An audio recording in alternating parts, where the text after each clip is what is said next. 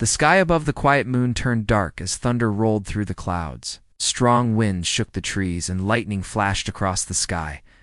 A small cargo ship flew low, trying to stay steady. The pilot, a human named Ben, clenched his teeth as he fought the controls. "Come on, just hold together," he muttered. The ship, old and patched in too many places, didn't listen. Sparks flew from the control panel, and a warning light flashed red. With a loud crash, the ship lost power and slammed into the forest below. Trees snapped and metal groaned as it skidded across the ground. Finally stopping with smoke rising from its side, Ben coughed and unstrapped himself. He stood up, dizzy, and grabbed his emergency pack. The ship was badly damaged, and the radio was broken. He stepped outside into the rain. The forest was thick, full of strange plants and glowing insects. This wasn't a planet he knew. His map said it was a quiet moon with no cities, just wild land. He started looking for shelter. His left leg hurt, but he pushed on. After walking for hours, he found a small cave near a stream, set up a small camp inside, started a fire, and wrapped his leg. Just a few days, he said to himself. I'll fix the radio and get out of here. But the next morning something strange happened. As he was collecting water, he saw a shadow move between the trees. At first he thought it was an animal. He stayed quiet. The shadow came closer and he saw it was a child, small, thin, and not human. She had greenish-blue skin, silver hair, and wide glowing eyes. She looked dirty and scared. Her clothes were torn and she didn't speak. She saw Ben and froze. Ben raised his hand slowly to show he meant no harm. "Hey, it's okay," he said softly. "I won't hurt you." She didn't answer. Instead, she turned and ran into the forest. Ben let her go. But that night, he left some food near the edge of the cave. By morning, it was gone. He kept doing this for 2 more days each time. The food vanished. On the 4th day, she appeared again. This time, she came closer. Ben sat by the fire and didn't move. The girl looked at him carefully, then sat on the other side of the fire. She didn't speak, but she ate quietly. Ben smiled. "You can stay here," he said. "It's safe." Pointed to herself and said one word, "Lyra." Ben repeated it. "Lyra, that's your name?" She nodded. From that day, Lyra stayed near the cave. She didn't talk much, but she watched Ben closely. She learned how to light the fire and cook the simple food he made. She even smiled a little one day. While she was resting, Ben noticed something around her neck. It was a broken pendant, dusty and cracked, but it looked special. He cleaned it gently and saw a small symbol one he had seen before in old news, a royal crest. It looked like the mark of a great empire from the inner systems. Years ago, he remembered hearing that their queen lost her daughter in a travel accident. The whole empire had searched for weeks, but the child was never found. After a while, they gave up, and the galaxy moved on. Ben looked at Lyra, then back at the pendant. "Could it be?" he whispered. The girl noticed his stare and held the pendant tight, her eyes filled with fear. Ben shook his head gently. "Don't worry," he said. "I'm not taking it." Still, something inside him told him she wasn't just a lost girl. She was someone important. He waited a few more days before trying to contact someone. He spent hours fixing his ship's broken comms unit. It was hard work, but finally he got a weak signal out. "Mayday. This is Ben Walker. Crashed on Moon X317. I have a survivor with me. Possible royal blood. Please respond." He sent it. Again and again. Hours passed. Then a voice came through. "Do not move. Stay where you are. Rescue is coming." Ben smiled. Help was on the way, but Lyra didn't look happy. She hid in the shadows, hugging her knees. Ben tried to comfort her, but she turned away. Later that night, Ben sat by the fire, thinking, why did she look so scared? Wasn't she going home? Didn't have the answer, but one thing was clear. Something was not right. The fire crackled gently as Ben sat near it, holding a piece of old cloth. He looked across the cave at Lyra, who sat with her back against the wall, her arms wrapped tightly around her knees. The pendant still hung around her neck, and she touched it often, as if afraid someone might take it, Ben had fixed the comms and sent the message. Someone out there had heard him. But now, as he watched Lyra, he wondered if calling for help was the right choice. "Lyra," he said softly, "someone is coming to get us. Maybe they'll take you home." She didn't answer. She just looked away. Ben frowned. "Hey, don't you want to go home?" She looked at him then, her eyes sad. She shook her head slowly. Ben didn't understand. Any lost child would be happy to go home, but Lyra wasn't. Something was wrong. The next day a ship arrived. Ben and Lyra watched from the trees as a sleek silver vessel landed just outside the forest. It didn't look like a rescue ship. It had dark markings and no bright lights. Soldiers in black armor stepped out. They moved like hunters, quiet and cold. Ben's stomach twisted. He had seen soldiers like that before, royal guards, trained to protect the Empire or erase problems. "Stay here," he told Lyra. He stepped out with his hands up. One of the guards pointed a scanner at him. "Human pilot, you sent the message?" The lead guard asked. "Yes," Ben replied. "She's here. The girl. She's alive." The guard looked past Ben. "Where is she?" "Safe," Ben said carefully.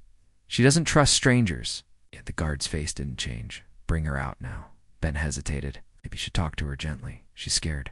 The other guard stepped forward, his voice low. "This is not a request." Ben narrowed his eyes. "You're not here to help her, are you?" The lead guard didn't answer. Ben stepped back. "I'm not handing her over unless I know she's safe." One of the guards raised a weapon. Ben turned and ran. Behind him, the guards shouted and began to chase. Ben raced through the trees, his heart pounding. Lyra saw him coming and stood up quickly. "Run," he shouted. They ran deep into the forest. They knew the trees now, the hidden paths, the quiet caves. The guards didn't. By nightfall, Ben and Lyra were gone. The soldiers gave up their search for now. Inside a new cave, Ben caught his breath. Lyra sat beside him, shaking. "They weren't here to rescue you," Ben said, angry. "We're here to take you away. Or worse."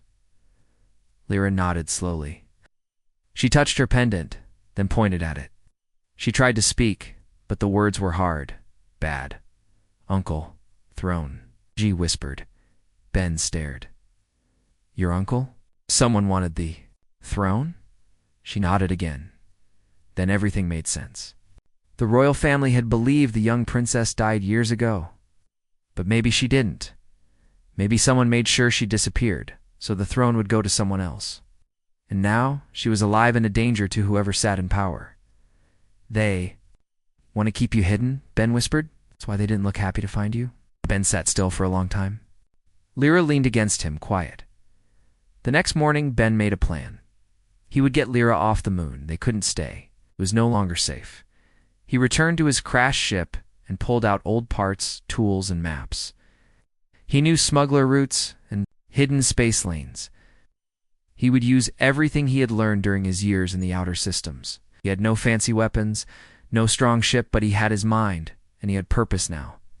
Lyra helped where she could. She cleaned parts, sorted supplies, and watched the skies. Whenever she smiled, Ben felt something warm. He wasn't a hero. He was just a cargo pilot. But this girl, she needed someone. And he was all she had. It took 2 days, but Ben rebuilt enough of his ship to fly again. It was slow and loud, but it would work. Before they left, Lyra gave Ben her pendant. "You keep," she said. "No," he said, shaking his head. "It belongs to you." She gently closed his hand around it. "You protect me." Ben didn't argue, just nodded. They flew off the moon as night fell. Behind them, the dark forest faded into shadow. Ahead of them, the stars stretched wide. Ben set a course for the capital system, but not directly. He used back doors and forgotten tunnels through space, places smugglers used to avoid patrols. He didn't trust anyone now, not even the Empire. As they flew, Ben taught Lyra more words. She learned fast. She liked music, soft songs from old Earth. She asked about the stars, and Ben told her stories, some true, some made up. "What?" She cried. She started to feel more like a child again, but every few hours they had to move. The Empire was searching. Ships passed nearby more than once. Ben turned off lights, shut down systems, and held his breath. Lyra held his hand each time, her fingers cold. One night they found shelter in an old mining station. The place was empty, dusty, forgotten. Ben fixed the ship again and checked his maps. It was close now. Just one more jump. Lyra looked at him. With worried eyes, safe. Ben smiled gently. Not yet. But soon. She nodded. And for the first time she said a full sentence in his language. Thank you for not giving me away. Ben looked at her for a long moment. Do that. And he meant it. The mining station creaked with every gust of space wind outside its old hull. It hadn't seen visitors in years. Dust covered everything. Broken lights flickered now and then. Ben and Lyra sat beside a small heater, resting. The last jump would take them close to the royal system, but it would also be the most dangerous. Ben stared at a map on his screen. We're almost there, he said. Lyra looked tired but calm. Her silver hair glowed slightly under the weak lights. She hugged her knees and asked, They find us? Ben glanced at her and shook his head. Not yet. But they're looking. He had no illusions. The royal fleet had eyes everywhere. If even one patrol ship spotted them, it could be over. Ben had one chance, a forgotten space lane that ran through a dead zone, an area left alone due to unstable magnetic storms. Most avoided it. Ben planned to go right through. He got up and checked the engine. Lyra helped him pass tools. She had learned fast, curious about how things worked. Ben liked having someone to talk to, even if her words were short. You're brave, he said while tightening a loose pipe. She smiled. You too. They left the station the next morning. Ben powered up the ship and checked systems. The engine coughed to life, loud but steady. They flew into the dead zone with shields raised. Strange lights danced across the windows. Lyra pressed her face to the glass, watching. Pretty, she said. Ben smiled. Just don't touch anything. As they crossed the dead zone, the ship's sensors went quiet. That was the reason this route was forgotten. No one could track anything here. For once, Ben felt safe. Still, he didn't slow down. They reached the edge of the zone after a few hours. Just beyond the lights of the inner empire, flickered stars, satellites, and patrol stations. It was a bright wall of power and danger. Once we go through, Ben said, there's no turning back. Lyra looked at him. We go. He nodded and took a deep breath. He flew into the Empire's space slowly, like a trader ship with nothing to hide. He used a fake ID code he bought years ago. It worked for a while, but then red lights flashed. Incoming signal, the ship said. Royal Fleet Patrol requesting ID. Ben tapped the comms. This is Trader Vessel Arc 9. Passing through Sector Gamma. A voice replied. Your ship code is outdated. Prepare for scan. Ben's heart sank. They would see everything his. True ID, the girl. The broken pendant with the royal crest. He turned off the comms and hit the boosters. Alarms rang through the ship. Lyra held tight to her seat as Ben dodged between satellites and drones. Behind them, 2 patrol ships gave chase. Hold on, Ben shouted. He raced toward the planet's outer moon, a place with rocky fields and old tunnels. And if he could lose them there, they had a chance. The patrol ships fired warning shots. One blast shook their ship, breaking a side panel. Sparks flew, but the engine held. Not good, Ben muttered. They entered the moon's atmosphere, diving low. The rocks below came fast. Ben found an old mining tunnel on his scanner. It was narrow and dangerous, but it was cover. He pushed the ship in. The patrol ships followed but slowed down. One clipped the tunnel edge and spun out. The other stayed behind. Ben landed deep inside the cave and shut everything off. The silence felt heavy. Lyra looked at him. Safe. For now, he said, breathing hard. They stayed hidden for hours. No sign of the patrols. Finally, Ben checked the systems. We can still reach the capital, he said, but we'll need to sneak in by foot. Lyra nodded without fear. I trust you. They left the ship and used old mining paths that led to the planet's surface. From there, They blended in with travelers heading toward the capital city. The city was grand tall towers, shining lights and busy streets. Flags with the royal crest flew on every building. Lyra stared at it all, her eyes wide. Ben pulled a hood over her head. Can't let anyone recognize you yet. He found a place to stay, a small room in the lower sector. It was quiet and hidden. While they rested, Ben worked on a new plan. They needed to reach the palace, but it was guarded night and day. He remembered a man he once knew, someone who worked in palace transport. The man owed Ben a favor. The next day, Ben met with him secretly. The man looked older now, with gray hair and worried eyes. "Ben," he whispered, "what are you doing here?" "I need your help," Ben said. "I have someone with me, someone important." The man looked around. "If the fleet finds you, she's the queen's daughter," Ben said, holding up the pendant. "She's alive." The man stared at the pendant, his mouth open, and slowly he nodded. "I'll get you in," he said. That night, Ben and Lyra hid inside a delivery truck heading to the palace. The driver passed all checks, and soon they were inside the royal walls. As they stepped out near a garden, Lyra looked at the tall golden towers ahead. Her hands shook. "You ready?" Ben asked. She took a deep breath. "Yes." They walked toward the throne room. Guards noticed them and shouted, but Ben didn't stop. "I have the queen's daughter," he yelled. More guards came. Some raised weapons. Others looked confused. One guard saw the pendant and froze. The noise reached the queen's hall. A moment later, the queen herself stepped into the corridor. She was tall, graceful, and wore a long silver robe. Her eyes scanned the scene. Lyra stepped forward slowly, pulling down her hood. The queen gasped. "Lyra, shh," she whispered. The girl nodded. A tear ran down the queen's cheek. The royal guards froze in place, weapons still in hand. The queen stood just a few steps away, her eyes wide with disbelief. She stared at the girl in front of her, the silver hair, the soft glow of her skin, and the pendant hanging from her neck. It was old, cracked, but still carried the royal symbol. It's the same one she had given her daughter years ago, Lyra. The queen said again, her voice trembling. Lyra looked unsure. Her hand shook slightly. She took a small step forward, then another. The queen slowly walked toward her, not caring about the guards or the man beside the girl. Lyra whispered something. Her voice was soft and shaky, but the queen heard it clearly. "Mother." The queen dropped to her knees.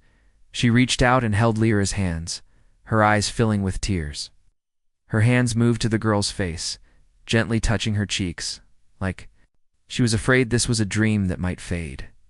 "It's really you," she cried. "My little star. My daughter." Ben stood quietly behind them, watching the moment. He had seen many things in his travels: war, greed, loss. But this was something rare.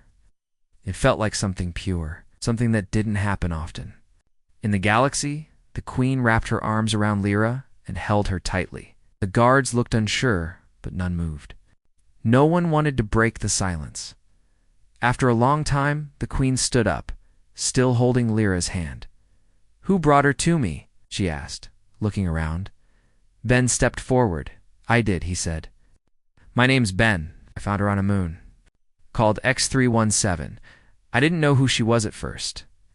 The queen looked at him with careful eyes. "You protected her?" "Yes," Ben said. "The fleet tried to take her. I didn't let them." One of the guards stepped forward. "Your Majesty, he entered royal grounds without permission." The queen raised her hand. "Enough. He brought back my daughter. Not for him.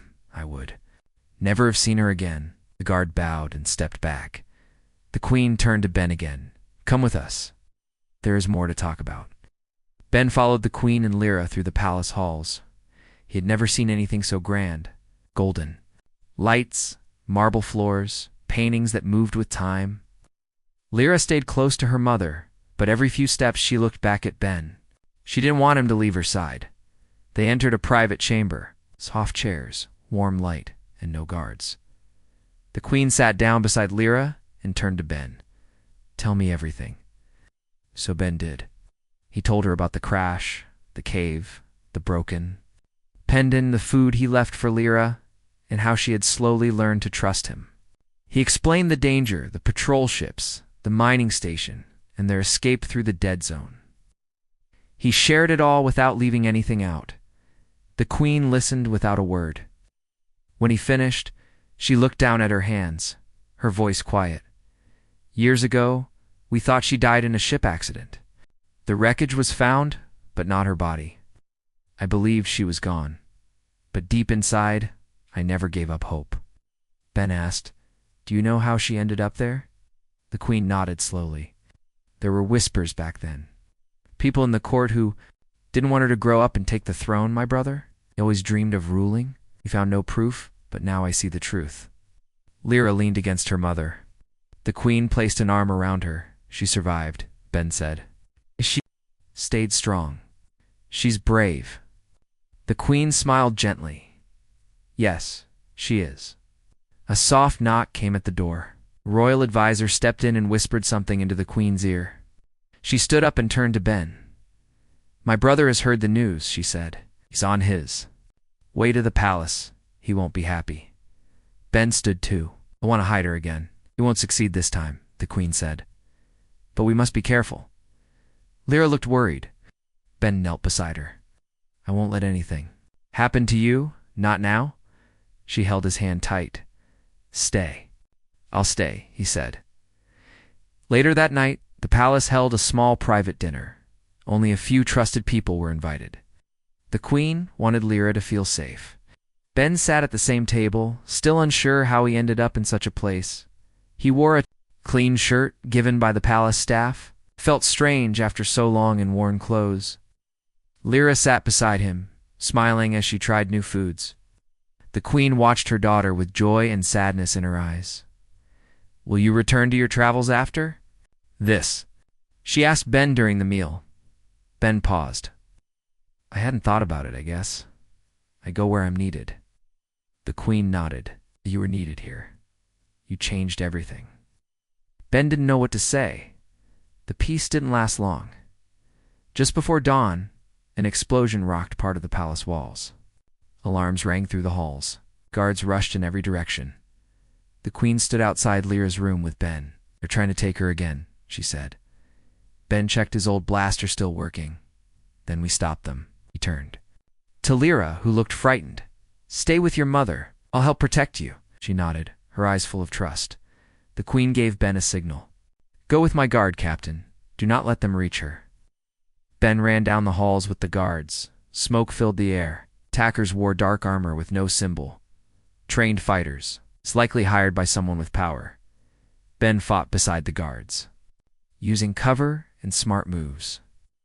He wasn't a soldier, but he was fast and clever. After a long fight, the attackers were defeated. Many were captured. One of them carried a note. It held a seal her uncle's personal mark. The queen read it and said he tried one last time. Ben asked, What will you do? What must be done, she said. He will answer for everything. Lyra walked to Ben and hugged him tight. She didn't speak. She didn't need to. The queen watched them, then said, You are no longer just a pilot, Ben. You're a part of this family now. The palace returned to silence after the attack, but the air felt heavier than before. Guards stood at every door now, more alert, more careful. No one was allowed in or out without special orders. The queen had made it clear nothing was more important than her daughter's safety. Ben sat by the garden window in the guest room he had been given.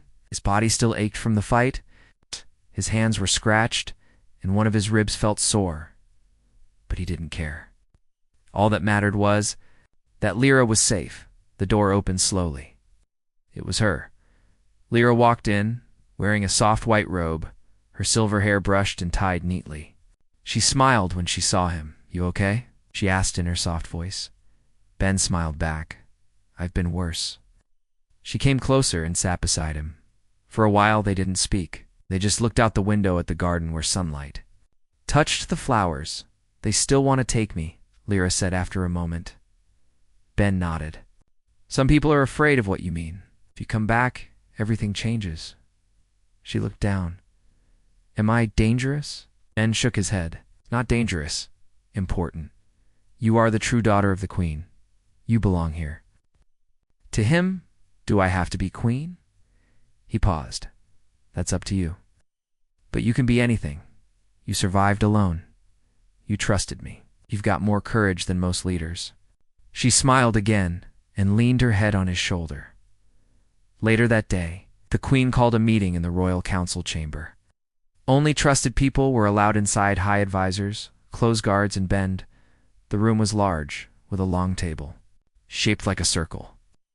Everyone sat down as the queen stood in the center. My daughter has returned, she said. And proof shows someone tried to erase her from history. No one spoke. I will not allow any more harm to come to her. She continued. We will bring justice. An advisor spoke carefully, Your Majesty. If the people learn the truth, it may shake the empire. Many believe she died long ago. They believed what they were told, the queen said firmly. Now they will learn the truth. Another advisor added, What about your brother? He will face trial, she said, in public. Gasps filled the room. One advisor asked, And the human who brought her back? The queen looked at Ben. He will be honored. No medal or reward will match what he has done. But he will be remembered in our history. Ben felt awkward. Wasn't used to attention. He only did what he thought was right. After the meeting, the queen walked with Ben through the halls. You saved her, she said. I owe you everything. You don't owe me anything, Ben replied. I just couldn't leave her there. She smiled. You may return to your life if you wish, or you may stay here. Lyra would be happy either way. Ben didn't answer right away. His ship was ready. He had fixed it with palace help. He could leave in the morning. But something inside him felt unsure. Leaving now didn't feel right. That night, Lyra came to his room again. She held a small box. What's this? Ben asked. She opened it and showed him a Pin-a-Royal emblem with a new design.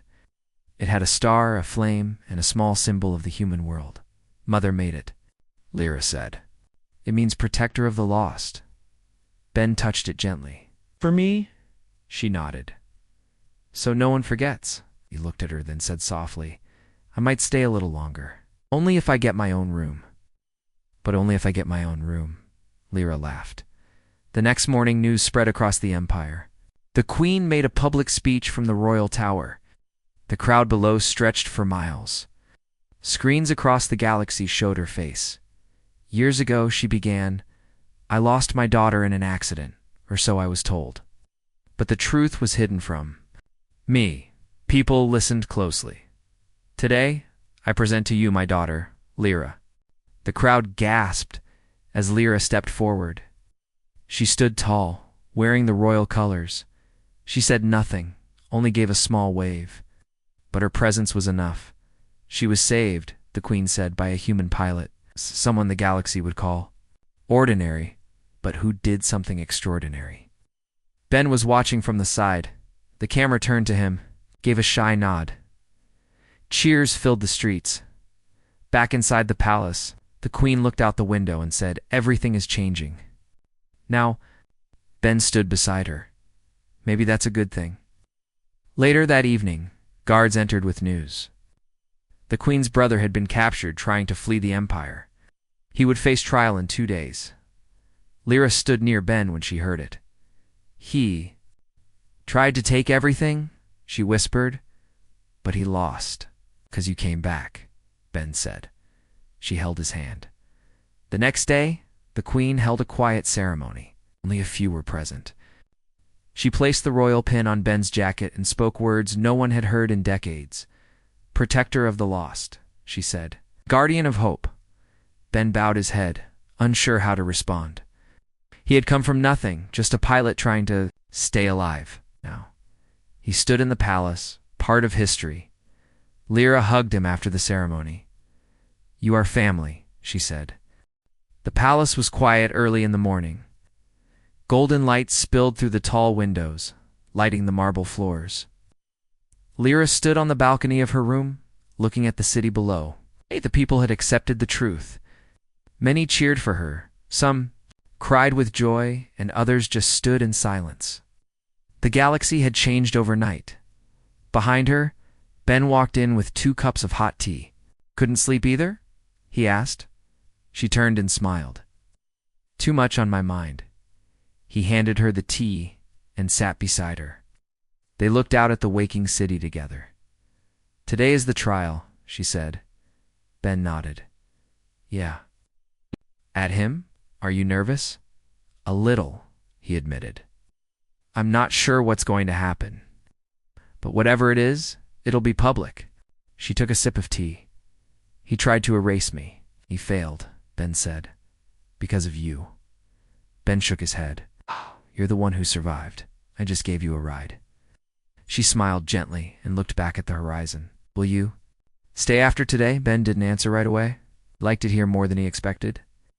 The people, the food, the palace even, the silence of the early mornings. But he wasn't sure if he belonged in a place full of kings, queens, and royal titles.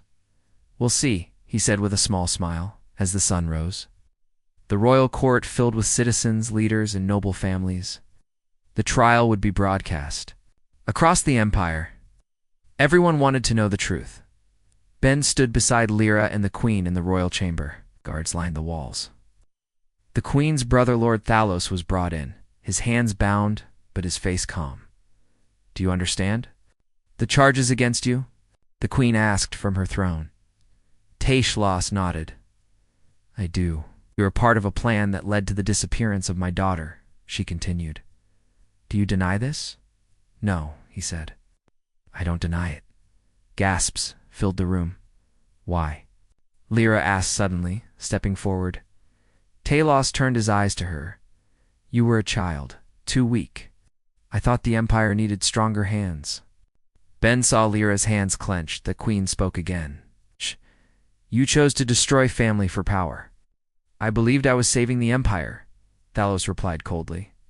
And now the queen said, the people will decide if they believe that, eh? Vote was held.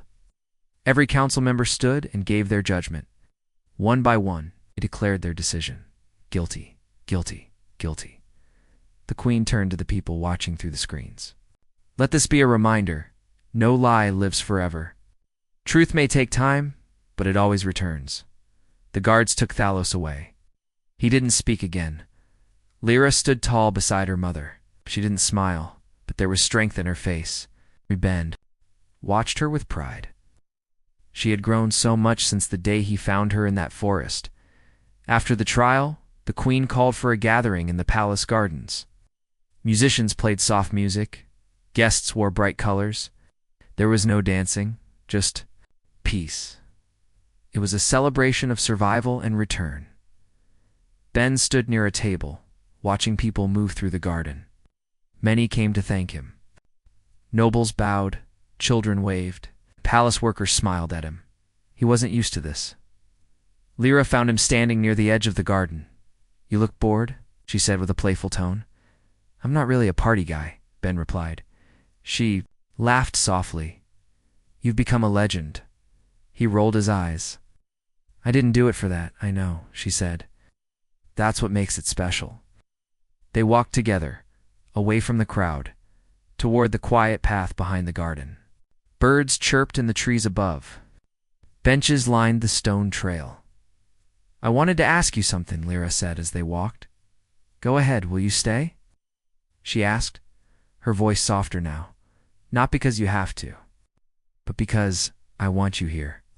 Ben stopped walking. He looked at her. This wasn't a queen or a royal daughter asking. This was a girl who had been lost and found again. A girl who had seen the worst parts of the galaxy and still hoped for better. Are you sure? He asked. Yes, she said. You make this place feel real. He smiled.